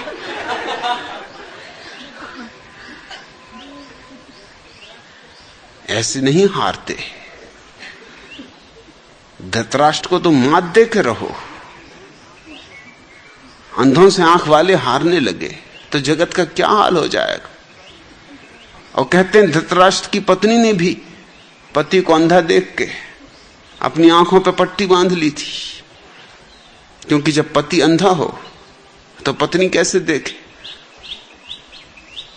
पत्नी तो पति की छाया है, उसका कोई अपना व्यक्तित्व तो नहीं, कोई आत्मा तो नहीं। सो उसने आंख पे पट्टी बांध ली थी, सती साध्वी थी। अब जरा देखो, एक अंधे थे पति और पत्नी ने आंख पे पट्टी बांध ली थी, फिर भी एक दूसरे को खोजते रहे, 100 बच्चे पैदा कर लिए। टटोलते फिरते होंगे कि कहां है। और 100 बच्चों की भीड़ भाड़ में खोजबीन करना बड़ा मुश्किल काम रहा होगा। तुम तो आंख वाले हो, इतने जल्दी हार गए। नहीं, ये भारतीय परंपरा नहीं। क्या परंपरा को नष्ट करोगे? बाप दादों ने ऐसा नहीं किया, तुम ऐसा करोगे? रघुकुल रीति सदा चली आई, ये तो चलते ही रहा। जरा पुराणों में तो देखो, कितने कितने बेटे पैदा किए लोगों ने। वो थे वीर पुरुष और तुम्हारा नाम वीरचंद, और तुम 10 पे ही बस हुए जा रहे हो। निराशा छोड़ो, हताशा त्यागो, फिर से झंडा ऊंचा करो। झंडा ऊंचा रहे हमारा। ऐसे कहीं झंडा नीचा करते। और तुमने अगर बच्चे ज्यादा पैदा नहीं किए तो कितना अहित करोगे, इसका भी तो सोचो। अगर तुम बच्चे पैदा ना करोगे, समाज सेवकों का क्या होगा? अनाथालयों का क्या होगा? मदर तेरेसा को नोबेल प्राइज कैसे मिलेगी? अरे वीरचंद, सब तुम्हारे जैसे महापुरुषों पर निर्भर। असल में तुमको मिलनी चाहिए नोबेल प्राइज, मिल रही मदर तेरेसा को। एक बच्चा पैदा किया नहीं, दूसरों के बच्चों पर उधार अनाथालय चला रही। Nobel prize, Bharat Ratna. भारत रत्न तुम्हें होना चाहिए। और सेवा का अवसर छीन लोगे क्या? ऐसे बच्चे पैदा करोगे तो देश गरीब रहेगा, दुखी रहेगा। तो इससे लोगों को सेवा का अवसर मिलता है। भूदान यज्ञ चलेगा, सर्वोदय होगा। नहीं तो विनोबा भावे संत कैसे होंगे? संतों का संतत्व छीन लोगे, नोबेल प्राइज वालों को नोबेल प्राइज न मिलेगी। तुम भी कैसे खतरनाक विचारों में उलझे हो। और अब मैं तुम्हें सलाह दूं तो फिर गालियां मुझको पड़ती कि मैंने भारत का सारा गौरव नष्ट करवा दिया, भारत की प्रतिमा ही खंडित करवा दी। जब तक सेवा का अवसर न मिले तो लोग स्वर्ग जाके मेवा कैसा पाएंगे? तुम तो सेवा का अवसर दो, पाने दो लोगों को स्वर्ग, मिलने दो उनको मेवा। इतने ईसाई मिशनरी बेचारे एकदम खाली हो जाएंगे, एकदम बेकार। ये क्या करेंगे? किसके लिए अस्पताल खोलेंगे? किसके लिए स्कूल खोलेंगे? किसके लिए अनाथालय? और तुम अगर बच्चे पैदा करना बंद कर दोगे तो फिर वृद्धाश्रम में कौन भर्ती होगा? फिर विधवा आश्रम में कौन भर्ती होगा? तुम तो बच्चे पैदा किए करते जाओ, सो तुम जल्दी मरोगे। सो पत्नी होगी विधवा, विधवा आश्रम चलेगा। अगर तुम जी गए तो समय के पहले बूढ़े हो जाओगे, तो वृद्धा आश्रम चलेगा। और बच्चे हैं सो वो अनाथ आश्रम चलवाएंगे। इस तरह समाज सेवा चलती है। सर्वोदय होता है, अंत्योदय होता है, क्या क्या नहीं होता। नहीं, इस तरह के खतरनाक विचार मत करो। मैंने सुना है प्रदर्शनी में एक तंबू के सामने एक जोकर लगा रहा था चिल्लाने में, आइए 20 फुट लंबा सांप देखिए केवल एक आने में। तभी एक सज्जन पधारे, आधे पके थे आधे कच्चे, साथ में थे 20 बच्चे। जोकर बोला, बाहर क्यों खड़े हैं आप, भीतर देखिए 20 फुट लंबा सांप। गधैया गाती है अंग्रेजी गाना, टिकट सिर्फ एक आना। सज्जन बोले, मेरे साथ तो 20 बच्चे हैं। जोकर बोला, जी बहुत अच्छे हैं, ये सब क्या आपके हैं? सज्जन दहाड़े, नहीं तो क्या आपके बाप के हैं? जोकर हंसकर बोला, अच्छा आइए आइए, लाइन में लगाकर बच्चों को अंदर ले आइए। सज्जन के भीतर आते ही जोकर नाचने गाने लगा, जोरों से चिल्लाने लगा, आइए आइए, केवल 2 आने में तमाशे का मजा उठाइए। 20 फुट लंबा सांप देखिए और साथ में 20 बच्चों वाला बाप देखिए। कम से कम 20 का लक्ष्य तो वीरचंद रखो ही। अब इतनी भूल की, थोड़ी और सही।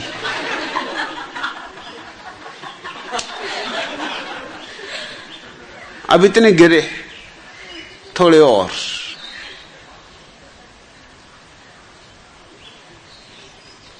हमें समझ ही नहीं है कि हम क्या कर रहे हैं, क्यों कर रहे हैं।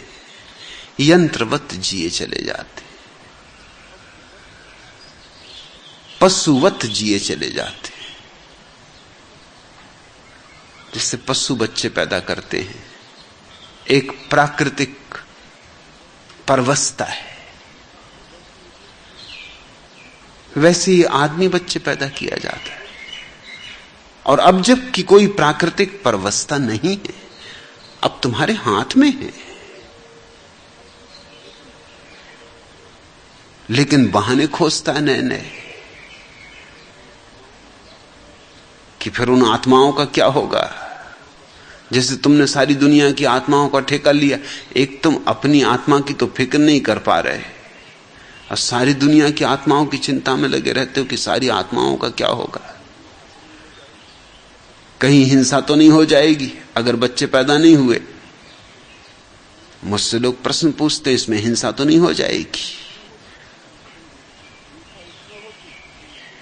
हिंसा इसमें होगी कि तुम जितने बच्चे छोड़ जाओगे उतनी इस जमीन पे हिंसा होने वाली, उतनी इस जमीन पर उपद्रव की स्थिति घनी होती चली जाएगी। महामारियां फैलेंगी, युद्ध होंगे, भूकंप आएंगे, क्योंकि सिवाय उसके प्रकृति को संतुलन बिठाने का कोई उपाय नहीं रह गया। दरिद्रता रहेगी, लोग जिएंगे, अधमरे जिएंगे, जीने का कोई अर्थ नहीं रह जाएगा, नहीं रह गया है। मगर इससे महात्मागण प्रसन्न होते हैं, वो कहते हैं, हम तो पहले से कहते हैं कि जीवन दुख है। अरे ये सब माया है, देख लो, तुम अपने अनुभव से देख लो। भारतीयों को ये बात जचने का कारण ये कि सच में ही जीवन यहां इतना दुख है कि महात्मा ठीक ही कहते होंगे कि जीवन दुख है। जीवन इतना दुख इस कारण नहीं है कि जीवन दुख है, जीवन दुख इसलिए हो गया है कि हम सजग नहीं है, सावधान नहीं तो जीवन काफी आनंदपूर्ण हो सकता है, उत्सवपूर्ण हो सकता है, होना चाहिए। थोड़ी सूझबूझ, थोड़े विचार की जरूरत है। घर क्या है? कबूतर खाने हो गए, भरे हैं बच्चे कच्चे, न चैन है न शांति है। न तुम उनको भोजन जुटा सकते हो, न कपड़े जुटा सकते हो, न शिक्षा दे सकते हो। उनके मस्तिष्क अविकसित रह जाएंगे, उनके शरीर अविकसित रह जाएंगे, मगर तुम बहाने खोज रहे हो। और बाप दादों ने नहीं किया ऐसा। बाप दादे करते भी कैसे? उनको पता भी नहीं था, वो करना भी चाहते तो नहीं कर सकते थे। तुम्हें पता है और पता होते हुए तुम ना करो तो पाप है। रोको। अब भी तुम पूछते हो कि क्या करूं, जैसे अभी भी तुम्हें होश नहीं है, अभी भी पूछने को कुछ बचा है कि क्या करूं। बात सीधी साफ है, तुम्हारे जीवन ने ही साफ कर दी। कभी ये पागलपन छोड़ो। जिंदगी में कुछ और करना है कि सिर्फ बच्चे ही पैदा करना है? और फिर बच्चे बच्चे पैदा करेंगे क्योंकि उनके बाप ये कर गए सो वो भी करेंगे। इस सिलसिले का अंत कहां होगा? बुद्ध के जमाने में इस देश की आबादी 2 करोड़ थी, आज 70 करोड़ है। और अगर हम पाकिस्तान को भी जोड़ लें, जो कि जोड़ना चाहिए क्योंकि उस 2 करोड़ में वो भी जुड़ा था, तब तो 90 करोड़ से ऊपर पहुंच गई आबादी। 1 अरब आबादी हुई जा रही है जल्दी, और फिर भी तुम चाहते हो कि जीवन की सुविधाएं मिलनी चाहिए, गरीबी मिटनी चाहिए, दारिद्र्य मिटना चाहिए। तुम्हारा काम है कि दरिद्रता पैदा करवाओ, और किसी और का काम है कि दरिद्रता मिटाए। ये खूब मजे की रही। फिर तुम्हारी हर सरकार असफल होगी, और असफलता का कारण तुम हो, मगर जुम्मा ये कि सरकार असफल होती। सरकार के बलबूते के बाहर है मामला। इस देश में लोकतंत्र असफल होने को आबद्ध है, क्योंकि तुम लंगोटी कस के लोकतंत्र को हराने में लगे हुए हो। इस देश में लोकतंत्र जीत नहीं सकता, लोकतंत्र की मौत होकर रहेगी। कारण साफ है, क्योंकि अगर लोकतंत्र चलता है तो तुम्हारा यह उपद्रव जारी रहता है। इस देश को जरूरत है कि तुम्हें सख्ती से रोका जाए, तुम अपने आप नहीं रुकने वाले हो। इस देश को जरूरत है कि जैसे कोई युद्ध के पैमाने पर तैयारी करता है, उस पैमाने पर हमें बच्चों से सावधानी बरतनी होगी। इस देश की संख्या को जहां है वहां तो रोकना ही है, उससे नीचे वापस लाना है। यह देश सुखी हो सकता है अगर इसकी आबादी 20-25 करोड़ के करीब हो, नहीं तो यह देश कभी सुखी नहीं हो सकता। अमेरिका इतना प्रसन्न है, आबादी 20 करोड़ है, जमीन तुमसे कई गुनी ज्यादा है, आबादी तुमसे कई गुनी कम। रूस खुश है, आबादी 20 करोड़ है और जमीन तुमसे बहुत ज्यादा, वैज्ञानिक सुविधाएं तुमसे बहुत ज्यादा। तुम्हारे पास जमीन कम, वैज्ञानिक सुविधाएं नहीं, और आबादी बढ़ती चली जाती।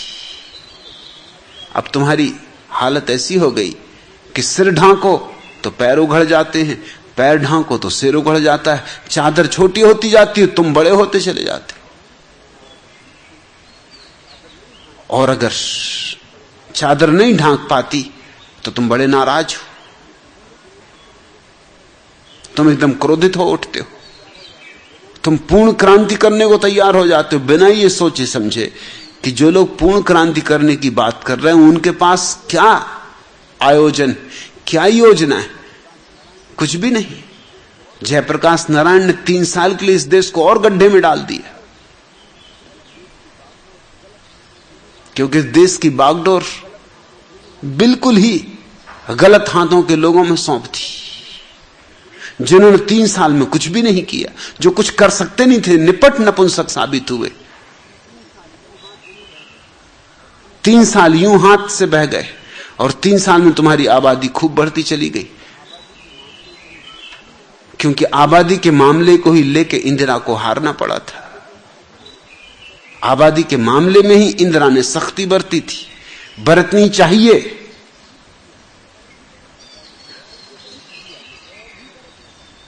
ठीक किया था, सख्ती और भी बरतनी चाहिए। लेकिन लोग ऐसे हैं, ऐसे मूढ़, ऐसे मूर्छित कि मुझे पता है संतति निग्रह से बचने के लिए कुछ लोग अपने गांव छोड़ के भाग गए थे, वो अभी तक नहीं लौटे।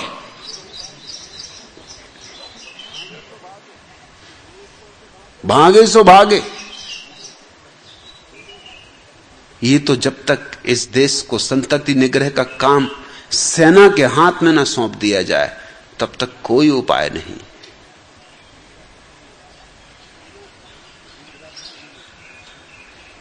इंदिरा से तुमने इस देश की सत्ता हाथ से छीन ली थी, उसके सिर्फ एक कारण से कि उसने तुम्हें बच्चे पैदा करने की जो तुम्हारी जन्मजात स्वतंत्रता है, स्वरूप सिद्ध अधिकार है, उस पर बाधा डाल दी थी। तुम्हारी स्वतंत्रता मर गई। एक ही स्वतंत्रता तुम चाहते हो, बस बच्चे पैदा करने की स्वतंत्रता। एक ही आजादी से तुम्हें मतलब, भीड़ भाड़ बढ़ाने की आजादी। कीड़े मकोड़ों की तरह बच्चे पैदा करने की तुम्हारी आकांक्षा है। उसने उसमें बाधा डाली तो तुमने उसे सत्ता से अलग कर दिया। और जो लोग तुमने चुन के भेजे स्वभाव था, वो इसी आश्वासन पर गए थे कि हम जाति नहीं करेंगे। सो 3 साल में आबादी 10 करोड़ बढ़ गई, क्योंकि उन्होंने फिर कोई बाधा ही नहीं डाली। 2 या 3 बस की बात ही खत्म हो गई। संतति निग्रह का मामला ही हटा दिया गया।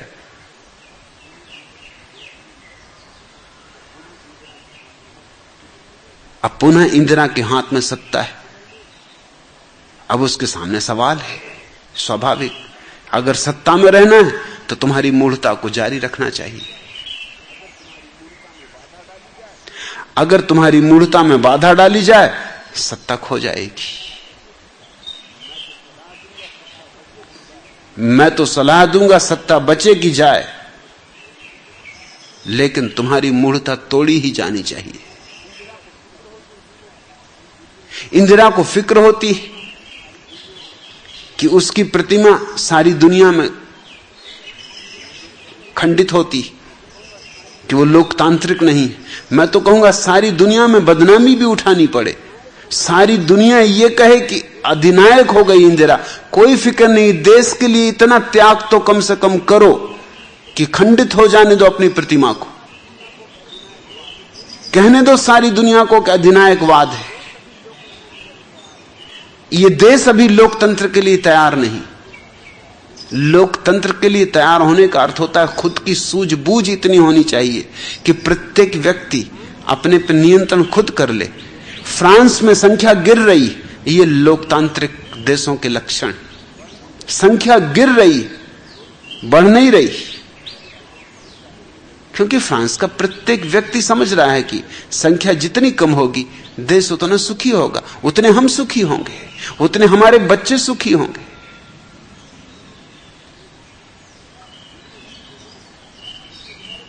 वीरचंद, बिल्कुल रुक जाओ, पूर्ण विराम लगा दो और धोखे की बातों में मत पड़ना कि ब्रह्मचर्य साधेंगे।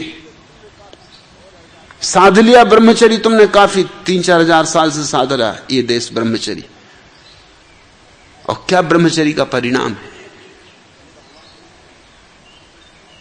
ये बकवास नहीं चलेगी।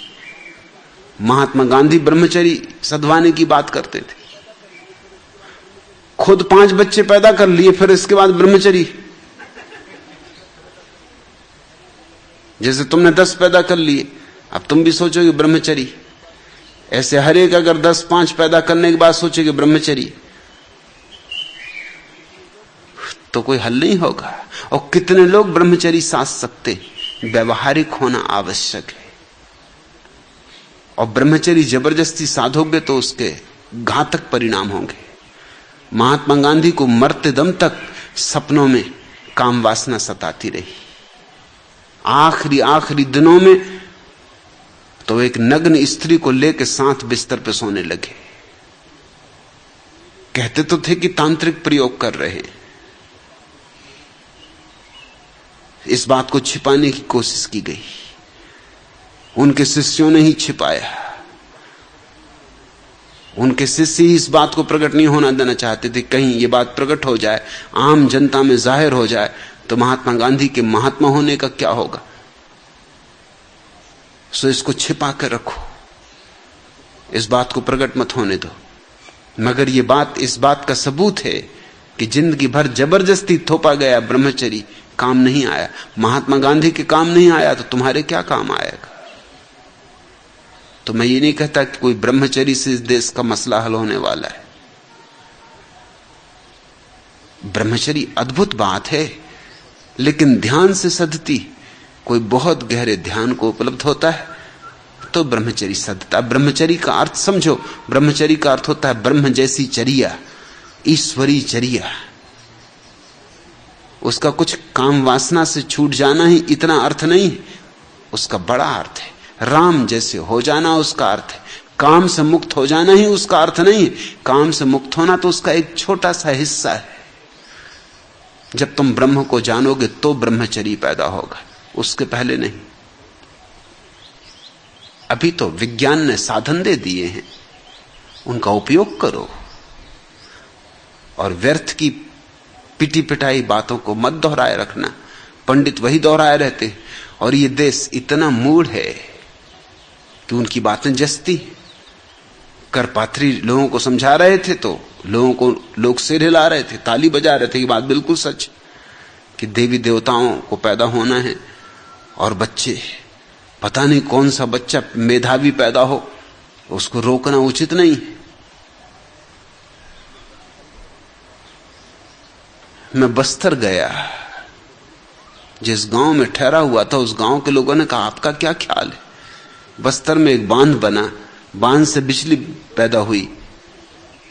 बस्तर के लोग उस बांध को लेने को राजी नहीं, क्योंकि महात्मा गणों ने ये खबर उड़ा दी वहां साधु सन्यासियों ने कि इस बिजली में से तो ताकत निकल ही गई, इस पानी में से बिजली तो निकल गई तो ताकत निकल गई, अब ये पानी बिल्कुल बेकार है, फुफ्फस, इसमें कुछ है ही नहीं। गांव के लोगों को ये बात जची कि बात तो सच्ची है, ताकत ही निकल गई।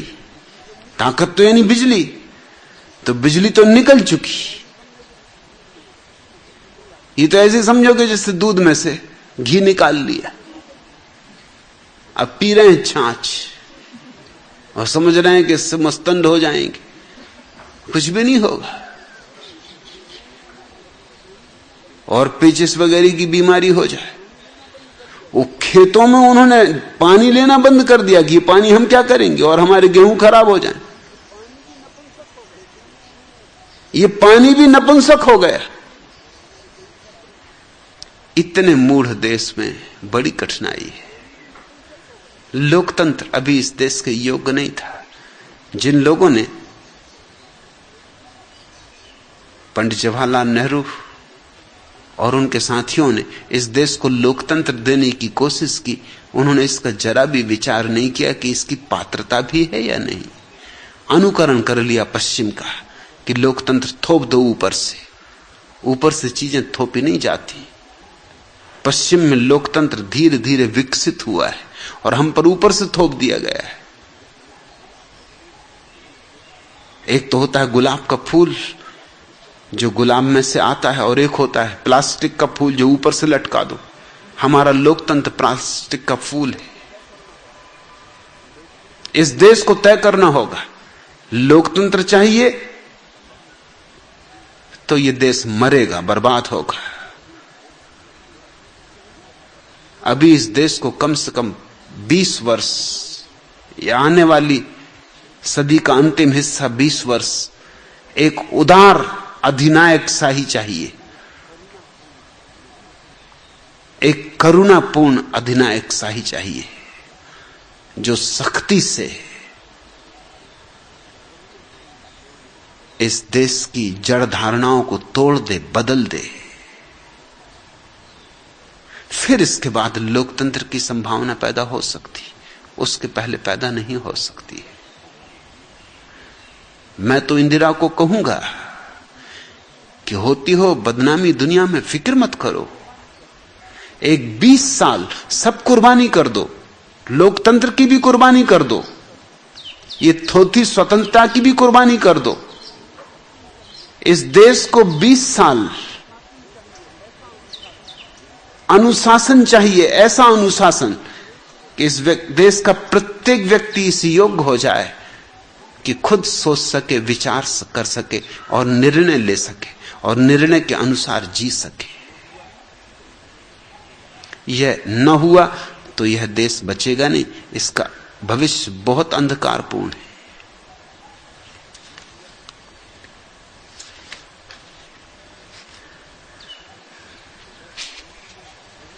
तीसरा प्रश्न, भगवान वह पांचवा का क्या है?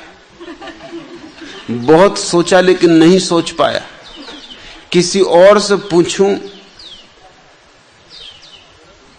हो सकता था कोई बता देता, लेकिन फिर सोचा आपसे ही क्यों ना पूछूं। प्रकाश पांचवा का कोई बहुत कठिन नहीं है। किसी भी पंजाबी से पूछते पता चल जाता। पांचवा का अर्थात कच्छा। कच्छा यानी बजरंग बली जिसको पहले से पहनते रहे, जांघिया।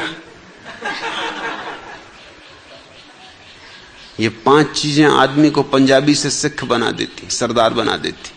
ये 5 का बड़ी गजब की चीज है। कंघा, केस, कृपाण, कड़ा और कच्छा। इनमें सबसे गजब का कच्छा।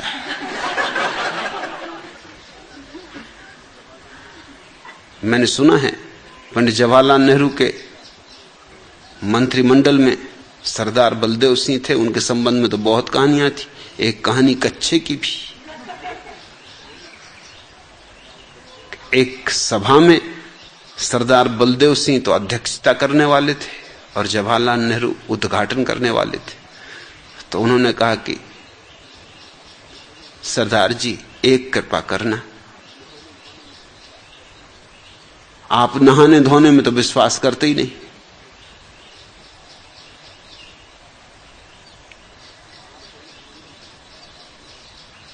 आपके कच्छे से ऐसी बदबू आती कि अब हम तो किसी तरह आदी हो गए हैं, गुजार लेते हैं, सह लेते हैं।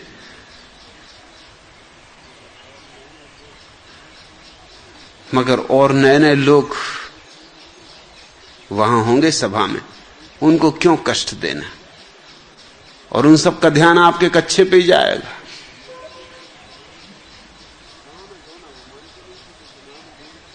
नहाना धोना वो मानते नहीं थे, क्योंकि नहाने धोने से शरीर घिसता है,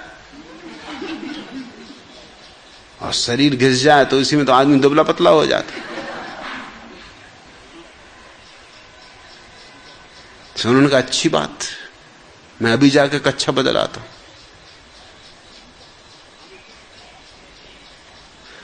सभा में पहुंची, जवाहरलाल ने देखा कि बांस और भी ज्यादा आ रही। उन्होंने कहा कि बलदेव सिंह, कान में फुसफुसाए कि मैंने तुमसे कहा था कच्छा बदल के आओ, तुमने बदला नहीं मालूम होता, क्योंकि बांस और भी ज्यादा आ रही। बलदेव सिंह ने जल्दी से खीसे में से कच्छा निकाल के बताया कि इसीलिए कि आप मानोगे नहीं, मैं पुराना कच्छा भी साथ में ले आया हूं, ये देखो।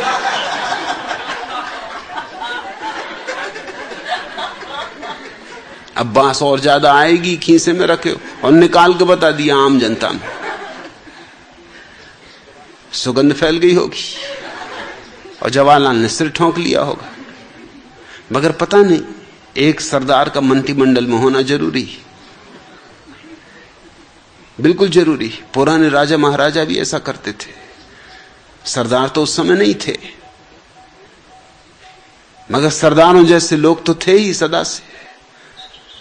हर राजा महाराजा अपने 9 रत्नों के साथ साथ एक आध पहुंचे हुए बुद्धू को भी मंत्रिमंडल में रख लेता था, दरबार में रखता था, संतुलन के लिए। क्योंकि सभी बुद्धिमान हो तो अति हो जाती बुद्धिमानी की, तो दूसरे तराजू पर बिठा दिया एक बुद्धू को, 9 रत्नों के रास्ते पर लगा देता, एक बुद्धू काफी। 9 रत्न एक तरफ और एक बुद्धू एक तरफ। और कभी कभी बुद्धू बड़ी पते की बात कह देते, क्योंकि 9 रत्न तो होशियार हैं, ऐसी बात कहेंगे जो राजा को अच्छी लगे, फिर चाहे वो हित की हो कि अहित की हो, वो तो सब खुशामदी और चापलूस होंगे। बुद्धू सच्ची बात कह देगा,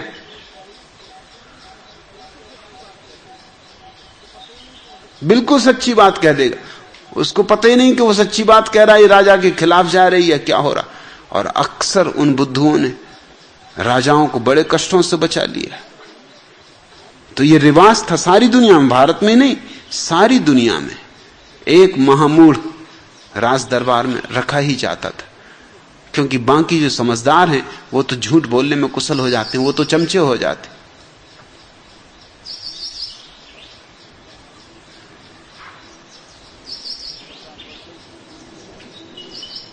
सरदार बलदेव सिंह को भी शायद पंडित जवाहरलाल नेहरू ने संतुलन के लिए ही रख छोड़ा था।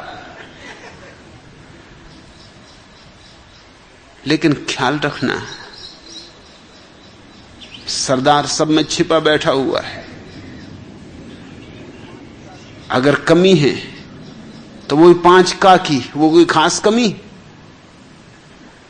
जब तक तुम होशपूर्ण नहीं हो तब तक तुम मूढ़ हो ही। पृथ्वी मूढ़ों से भरी है।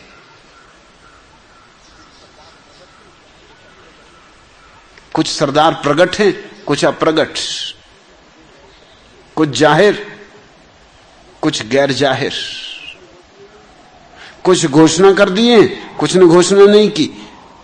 मगर सच पूछो तो सारी दुनिया उसी अवस्था में, कुछ भेद नहीं है। इसलिए हंसना मत, ये मत सोचना कि मैं सरदारों के खिलाफ कुछ कह रहा हूं। सरदार तो मूढ़ों की बस एक जाति समझो, सारी मनुष्यता मूढ़ है। जब तक मूर्छा है तब तक मूढ़ता है। चंदूलाल, डब्बू जी व मुल्ला नसरुद्दीन सैर को निकले थे। चांदनी रात, मस्त थे, भांग चढ़ा रखी थी। उन्होंने देखा कि सामने से एक गधा चला आ रहा है। तीनों में शर्त लग गई कि देखें कौन गधे को मजबूर कर सकता है ना मैं सिर हिलाने को। गधा करीब आया, तीनों ने अपनी अपनी तरकीब आजमाई। चंदूलाल और डब्बू जी तो असफल रहे, मगर जैसे ही मुल्ला ने गधे के कान में कुछ कहा कि वो तो सिर हिलाने लगा, जोर जोर से एकदम सिर हिलाने लगा, कहने लगा नहीं नहीं। चंदूलाल डब्बू जी चकित रह गए। उन्होंने पूछा, मुल्ला तुमने ऐसा क्या कहा? एकदम गधा सिर हिलाने लगा, कहने लगा नहीं नहीं। मुल्ला ने कहा कि पहले तुम लोग बताओ कि तुमने क्या कहा था। चंदूलाल ने कहा कि मैंने तो बड़ी पुरानी तरकीब आजमाई लेकिन असफल हुआ। मैंने उससे पूछा कि भैया शादी करवानी। अब कौन गधा होगा जो सिर न हिला दे? अरे गधे से गधा भी होगा तो भी कह देगा कि नहीं। मगर वो नालायक मुस्कुराने लगा।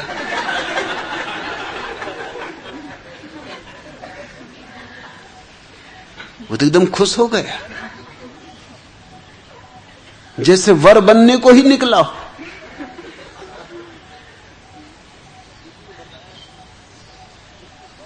डब्बू जी ने बताया कि मैं तो अपने बच्चों के अनुभव से कहता हूं कि सबसे बड़ी कठिनाई चीज ये कि सुबह उनको स्कूल भेजना। कोई पाखाने में छिप जाता है, कोई बाथरूम से नहीं निकलता, कोई बिस्तर से नहीं उठता कि बुखार चढ़ा हुआ है, किसी के पेट में दर्द है, किसी के सिर में दर्द है। सो मैंने गधे से पूछा कि भैया स्कूल में भर्ती होना है।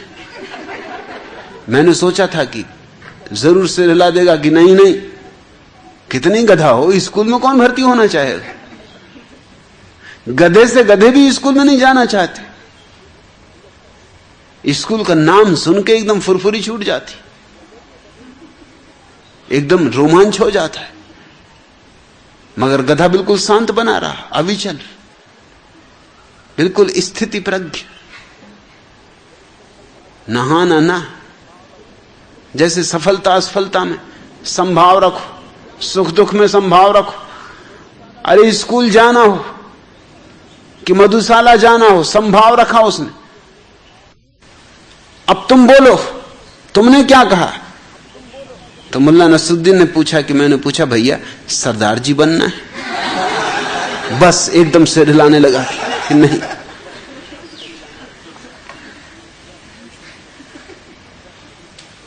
लेकिन मेरे देखे जब तक तुम्हारे भीतर मूर्छा है तब तक मूढ़ता है। ध्यान का दिया न जले तो तुम सभी सरदार हो। ध्यान का दिया जले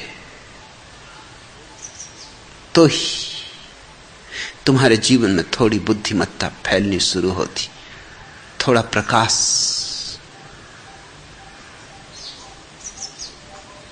चाहिए ही चाहिए, और तुम्हारे अतिरिक्त ये प्रकाश कोई पैदा नहीं कर सकता। दूसरों पे हंस के मत रह जाना। सरदारों की कहानियां तुम सुन लेते हो, सुन के हंस लेते हो, ये सोच के कि औरों के बाबत बात हो रही। मारवाड़ियों की कहानियां सुन लेते हो, सुन के हंस लेते हो कि मारवाड़ियों के बाबत बात हो रही। मारवाड़ी की बात हो सरदार हंस लेता है, सरदार की बात हो मारवाड़ी हंस लेता है। लेकिन ध्यान रखना, मैं सिर्फ तुम्हारी ही बात कर रहा हूं, क्योंकि तुम्हारे भीतर सब तरह के सांप बिच्छू छिपे। मारवाड़ी तुम्हारे भीतर बैठा, सरदार तुम्हारे भीतर बैठा, सिंधी तुम्हारे भीतर बैठा। अरे कौन है जो तुम्हारे भीतर नहीं बैठा है? पश्चिम में एक कहावत है कि रूसी इटालियन को धोखा दे सकते हैं, फ्रेंच को धोखा दे सकते हैं, अंग्रेज की जेब काट सकते हैं, स्पेनी को दगा दे सकते हैं, पुर्तगाली का गला घोंट सकते हैं। सिर्फ उनकी मुसीबत अगर कोई कर सकता है तो वो एक, वो है जिप्सी। वो रूसियों के छक्के छुड़ा देते। और जिप्सियों की भी अगर कोई पत्ती काट सकता है तो वो है यहूदी। वो उनको भी रास्ते पर लगा देते। और यहूदियों की भी अगर कोई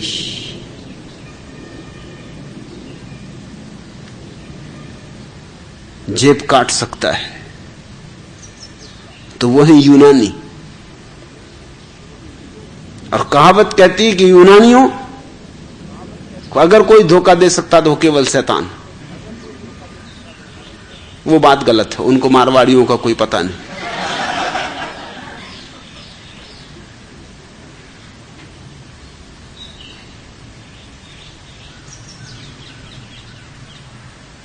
मारवाड़ी किसी को भी चकमा दे सकता है।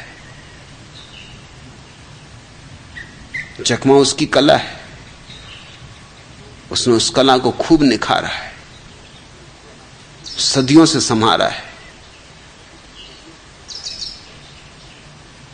वो खुद को ही धोखा देने तक में कुशल हो गया, दूसरों की तो बात और। मैं कलकत्ता में एक मारवाड़ी मित्र के घर मेहमान था। मैं बड़ा हैरान हुआ।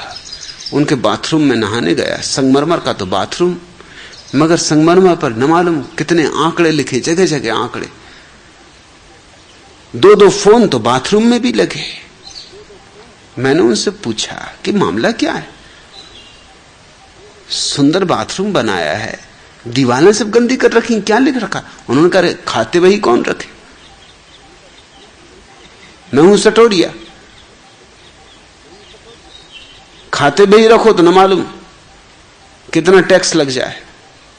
सो मैं तो बाथरूम की दीवारों पे लिख के काम चला लेता हूं। तुमने देखा होगा, इसलिए बाथरूम में मैंने टेलीफोन लगा रखे। सब सट्टा वहीं से करता हूं। ये जो टेलीफोन लगा रखा है ऑफिस में, ये तो ऐसे कुशल समाचार पूछने को, इससे सट्टा करते ही नहीं। सट्टे का सारा काम बाथरूम से। तभी मैंने कहा कि तभी मैं सोचता था कि आप बाथरूम में जाते हैं तो 3-3 घंटे 4-4 घंटे। तो मैं भी सोचता था कि गजब कर दिया, मारवाड़ देश के वासी 4-4 घंटे नहाते हो मारवाड़ में लोटा भर पानी मिलना मुश्किल होता है। तुम्हें ये नहाना कहां से आ गया? अरे उनका नहाने की फुर्सत किसको? महीने में एक आध दो बार नहा लिया तो बहुत, क्योंकि टेलीफोन की घंटी बजती रहती। वो काफी बड़े दानी थे, उन्होंने बहुत दान किया, मगर टैक्स कभी नहीं दिया। उन्होंने कांग्रेस को भी बहुत दान दिया। और जब पंडित जवाहरलाल नेहरू प्रधानमंत्री हुए तो उनसे उन्होंने कहा कि अब आप कुछ टैक्स वगैरह का भी इंतजाम करें। उन्होंने कहा कि टैक्स वगैरह की बात ही ना करना, आप दान जितना चाहिए हो मैं दे सकता हूं, जो मांगो वो दान दे सकता हूं। टैक्स में इसका कोई हिसाब हमारे पास नहीं, खाते बही ही नहीं रखते, हम कोई धंधे ही नहीं करते। उनका धंधा ही टेलीफोन था और दीवार पर उनके खाते बही थे। मारवाड़ी से तो शायद शैतान भी धोखा ना दे पाए, शैतान की भी जेब काट ले। मगर ये सब तुम्हारे भीतर बैठे हैं। जिप्सी भी तुम्हारे भीतर बैठा है और मारवाड़ी भी तुम्हारे भीतर बैठा है और सरदार भी तुम्हारे भीतर बैठा है। मैं ये बातें किन्हीं बाहर के लोगों के संबंध में नहीं कर रहा हूं, इस भ्रांति में मत पड़ना, नहीं तो लोग नाराज हो जाते, मुकदमे चल जाते। मोरारजी देसाई मुझ पर कम से कम 102 मुकदमे चला गए, थोड़े बहुत नहीं। मैं तो उनकी गिनती नहीं रख पाता, मैं तो कभी जाता नहीं अदालत। मैं सोचता था 30-35, तो एक दिन मैंने प्रवचन में कहा कि 30-35 मुकदमे चला गए। लक्ष्मी ने बताया कि आपको मुकदमों की संख्या भी नहीं मालूम, पूरे 102 मुकदमे, छोटे बड़े, प्रत्यक्ष परोक्ष। वो चला गए हैं तो वो चलेंगे कुछ देर, घसटेंगे कुछ देर।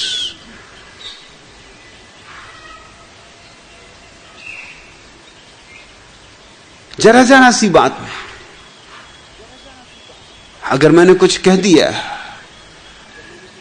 तो किसी हिंदू की धार्मिक भावना को चोट पहुंच गई, बस मुकदमा।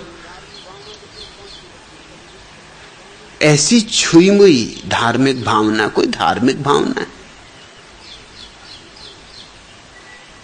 कि मुसलमान की धार्मिक भावना को चोट पहुंच गई कि मैंने कह दिया काबा जाने से कुछ भी नहीं होगा, बस धार्मिक भावना को चोट पहुंच गई।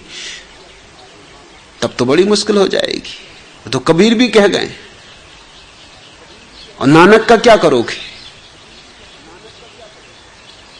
नानक मिल जाए तब तो तुम जेल खाने में ही बंद करवा दो, क्योंकि वो तो काबे की तरफ पैर करके सो गए थे। और इतना ही नहीं, उनके पैर जब घुमाए गए तो जिस तरफ घुमाए गए पैर उसी तरफ काबा घूम गया। ये काबा भी अपराधी, इस पे भी धार्मिक भावना को चोट पहुंचाने की अदालत में घसीटन होनी चाहिए। क्योंकि काबा होके कम से कम इतना तो ख्याल रखना था मुसलमानों का कि एक हिंदू के पैरों की तरफ घूम रहे हो, अरे शर्म नहीं आती? काबा होकर और ये काम करते हो। किसी के संबंध में कुछ कह दो और बस धार्मिक भावना को चोट पहुंच गई, मुकदमा शुरू। धार्मिक भावना का अर्थ भी समझते हो? और अगर ऐसी चोट पहुंचने लगी तो ये धार्मिक आदमी ना हुए, ये तो बहुत छुई मुई हो गए, ये तो बहुत कमजोर और दीनहीन हो गए। जवाब दो, उत्तर दो। अगर तुम्हारी बात को खंडन हुआ है तो अपनी बात के समर्थन में कुछ कहो। कुछ नहीं बनता, बस धार्मिक बात को चोट पहुंच गई, अदालत में चले। अदालत क्या कर लेगी? मैं फिर कहता हूं, काबा जाने से कुछ भी होने वाला नहीं। क्योंकि अगर काबा जाने से कुछ होता तो इतने लोग तो हर वर्ष काबा जाते हैं, क्या हो जाता है? और काशी जाने से भी कुछ नहीं होता। अरे कितने गधे तो काशी में बसे, क्या होता है? और गिरनार और शिखरजी जाने से भी कुछ नहीं होता। चले जा रहे हैं जैन तीर्थयात्री, लौट के वैसे घर आ जाते, जान बची और लाखों पाए, लौट के बुद्धू घर को आए। कुछ मिलता नहीं, कुछ पाते नहीं। भीतर जाने से कुछ मिलेगा। वहीं है काबा, वहीं काशी, वहीं गिरनार, वहीं शिखरजी, वहीं जेरूसलम, भीतर। और तुम्हारा चैतन्य ध्यान में जगे तो सरदार भी मिट जाएगा, मारवाड़ी भी मिट जाएगा, जिप्सी भी मिट जाएगा, शैतान भी मिट जाएगा, अंधकार ही मिट जाएगा। मैं जो भी बातें कर रहा हूं वो प्रतीक हैं, इसलिए कोई बुरा ना माने, कोई नाहक कष्ट ना ले, समझने की फिक्र करो।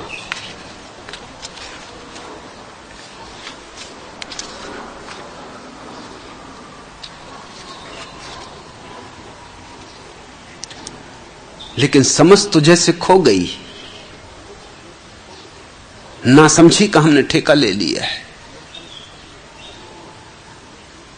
हम व्यंग भी नहीं समझ सकते, मजाक भी नहीं समझ सकते, हंसना ही भूल गए। हंसते भी हैं तो औरों पे हंसते, और जब तक हम अपने पे हंसना ना सीखें तब तक जानना हंसना हमें आया नहीं। मैं जो भी तुमसे कह रहा हूं तुम्हारे बाबत है, सिर्फ तुम्हारे बाबत। और जब तुम हंसो तो ख्याल रखना तुम अपने पे हंसो, किसी और पर नहीं। तुम अपने पे हंस सको तो समझो कि एक बड़ी घटना की शुरुआत हुई। तुम अपने पे हंस सको तो एक बड़े रूपांतरण का प्रारंभ है, एक बड़ी क्रांति की पहली किरण फूटनी शुरू हो गई। सुबह हुई, भोर हुई, रात गई। तुम अपने पे हंस सको तो समझो कि तुम अपने भी साक्षी होने लगे। तुम अपने पे हंस सको तो उसका अर्थ हुआ अपने अहंकार से तुमने अपने को अलग करना शुरू कर दिया। तुम जानने लगे कि यह मैं नहीं हूं, इसलिए तो हंस सकते हो। ये सारे व्यंग जो मैं कभी उपयोग करता हूं तुम्हारे संबंध में, इतना सदा स्मरण रखना है तो तुम्हें लाभ होगा। यहां जो भी मैं कह रहा हूं वो किसी का मनोरंजन नहीं है, जो भी मैं कह रहा हूं वो मनोभंजन है। आज इतना ही।